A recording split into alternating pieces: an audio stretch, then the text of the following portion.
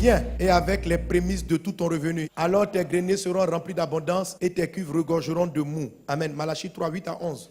Un homme trompe-t-il Dieu, car vous me trompez et vous dites en quoi t'avons-nous trompé? Dans les dîmes et les offrandes. Vous êtes frappés par la malédiction et vous me trompez la nation tout entière. Apportez à la maison du trésor toutes les dîmes, afin qu'il y ait de la nourriture de ma maison. Mettez-moi de la sorte à l'épreuve, dit l'Éternel des armées, et vous verrez si je n'ouvre pas pour vous les écluses des cieux, et si je ne répands pas sur vous la bénédiction en abondance. Amen. Tu as été béni de toutes les bénédictions dans les lieux célestes en Jésus. Tu veux que les écluses s'ouvrent pour que ça vienne sur toi? Honore Dieu avec les offrandes et avec les dîmes. Tes greniers seront remplis. N'écoutez pas les prédicateurs de malheur qui vous expliquent que non, la dîme est révolue. Ils vont vous créer des problèmes. Ça fait 30 ans que je marche avec Jésus. Je connaissais quelqu'un très bien, vraiment quelqu'un qui aimait Jésus. Et je ne sais pas comment Satan l'a séduit. Il a commencé, moi-même j'ai commencé à être victime de ça, à ne plus apporter la dîme. Le monsieur, il a commencé à vivre une série de malheurs, sa vie a dégringolé. Tu vas au ciel quoi. Tu as cru en Jésus. Mais ne vous laissez pas séduire. Les gens qui enseignent, ils n'ont rien compris. Et il y a des gens aussi qui apportent la dîme qui ne comprennent pas aussi. Oui. La dîme est puissante. La dîme ouvre le ciel. La dîme, les offrandes, ça ouvre le ciel. La dîme, ça s'appelle ce qu'on appelle des prémices. Ce n'est pas la loi. Moïse n'a fait que légiférer là-dessus, établir ça comme étant une taxe. C'est la taxe là qu'on ne paye plus. C'est pourquoi il ne faut pas utiliser l'expression payer la dîme.